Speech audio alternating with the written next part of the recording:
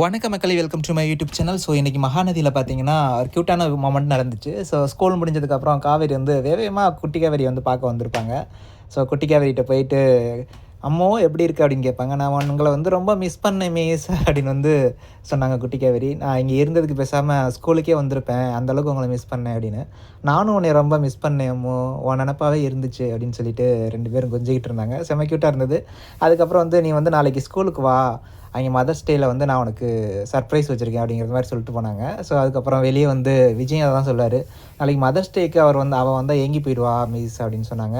"அதெல்லாம் ஒன்றும் இல்லை, நான் பேசியிருக்கேன், நான் பார்த்துக்கிறேன், நீங்கள் அனுப்பி வைங்க" அப்படின்னு சொல்லிட்டு போயிடுவாங்க. அதுக்கப்புறம் வந்து விஜய் வந்து காவேரியோட அம்மாவுக்கு வந்து மொபைல் ஃபோன் வாங்கி கொடுப்பாரு.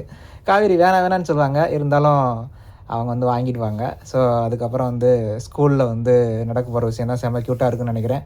குட்டி காவேரிக்கு வந்து அம்மாவா நான் தான் இருக்க போகிறேன் அப்படின்னு சொல்லிட்டு காவேரியோட அம்மாட்ட சொன்னோன்னே அவங்க செம்ம ஹாப்பி. அவங்க அவங்க காவேரியோட அக்கா, தங்கச்சி எல்லாருக்குமே ஃபோன் பண்ணி சொன்னாங்க. அவங்களும் செம்ம ஹாப்பி ஆகிட்டாங்க.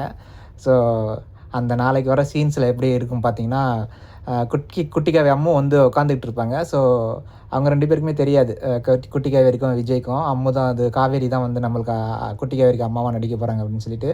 ஸோ அவங்க வந்து அம்மாவாக நடிக்கும்போது அப்படியே விஜயோட ரியாக்ஷன்ஸ் பார்த்தா அப்பா செம்மையாக இருந்தது.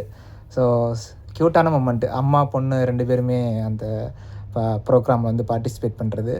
ஸோ உண்மையாகவே எப்போ சேர போகிறாங்கன்னு தெரில. ஸோ ஏதாவது உங்களுடைய கருத்து இருந்துச்சுன்னா கமெண்ட் பண்ணுங்கள், நான் தெரிஞ்சுக்கிறேன். தேங்க்யூ.